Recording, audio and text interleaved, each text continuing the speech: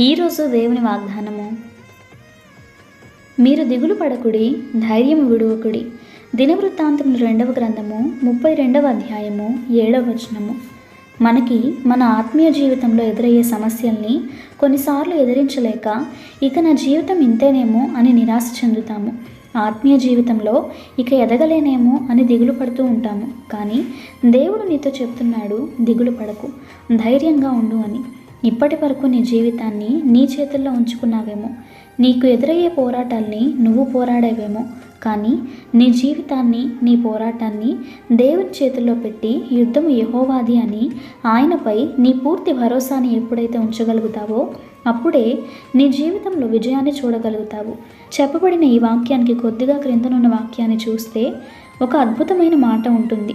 ఏంటంటే, మాంస సంబంధమైన బాహువే అతనికి అండ, కానీ మనకు సహాయం చేసి మన యుద్ధములు జరిగించుటకు మనకు దేవుడైన యెహోవా తోడుగా ఉన్నాడు. నిజమే, మన జీవితంలో కూడా ఇది మనం గుర్తుపెట్టుకోవాలి. మన పక్షాన్ని యుద్ధం జరిగించుటకు యెహోవా మనకు తోడుగా ఉన్నాడు. మనం బైబిల్లో చూసిన ప్రతి భక్తుని జీవితంలో కూడా దేవుడు వారి పక్షాన కదిలి కార్యాలు చేసినట్లు మనం చూడగలం.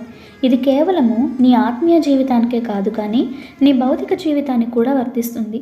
కానీ నీ చుట్టూ ఎన్నో సమస్యలు పెట్టుకొని దిగులు పడకుండా ఎలా ఉండగలము అని నీవు అనుకుంటే, నీ సమస్యల్ని ఆయనకు విడిచిపెట్టి ఆయన మాత్రమే నీ జీవితంలో కార్యాలు చేయగలడని నిజంగా నమ్మి ఎప్పుడైతే జీవిస్తావో అప్పుడే ఏ దిగులు లేకుండా ధైర్యం కలిగి ఉండగలవు. పౌలు శీలలను బంధించి చెరసాలలో వేసిన వారు కీర్తనలు పాడుచు దేవుణ్ణి స్తుతించారు. అంతటి పరిస్థితుల్లో కూడా వారు స్తుతించడం మానలేదు. వారి చుట్టూ ఉన్న పరిస్థితులను లెక్క చేయక వాటిని దేవునికి అప్పగించారు.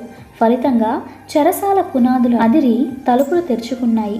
మనం కూడా ఎప్పుడైతే మన సమస్తాన్ని ఆయనకు అప్పగిస్తామో అప్పుడే అద్భుత కార్యాలు మన జీవితంలో చూడగలము.